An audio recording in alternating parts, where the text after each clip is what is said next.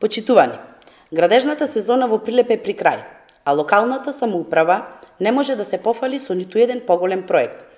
Ама затоа, на неколку дена пред референдумот, активно работи на бришењето на македонскиот народ и историја.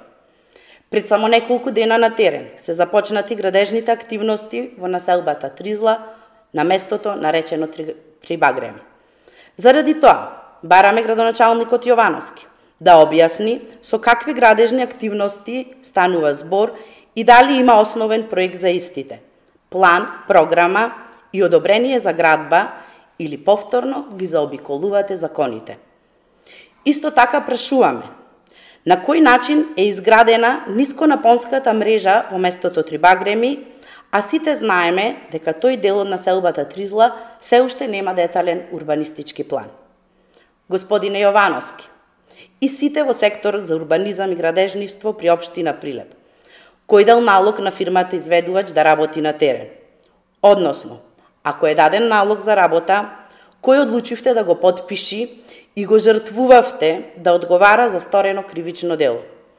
Дали градоначалникот или некој во општината може да се осмели да даде одобрение за градење онамо каде што нема услови за тоа? Одговорите на овие прашања треба да ги знае целата прилепска јавност, затоа што одговорност мора да има. Одговорност ќе има и за тој што во случајов ги прекршува законите. Да ве подсетиме дека во населбата Тризла, местото Трибагреми, нема ни детален урбанистички план, ниту генерален урбанистички план. Иако Илија Јовановски со своето доаѓање на градоначалничката функција вети дека ќе има целосна урбанизација во оваа населба, чесно е да признае дека деталниот план не е ни започнат да се прави. Треба да одговорите дали граѓаните од населбата Тризла ќе имаат проблем со напојувањето на струја точно за време на грејната сезона.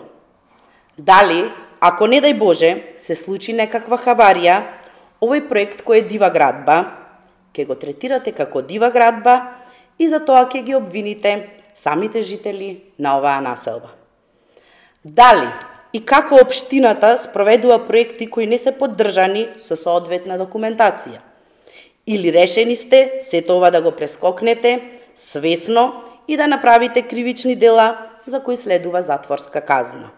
Само да успеете во уцената да ги натерате луѓето да излезат да го поддржат договорот за промена на името.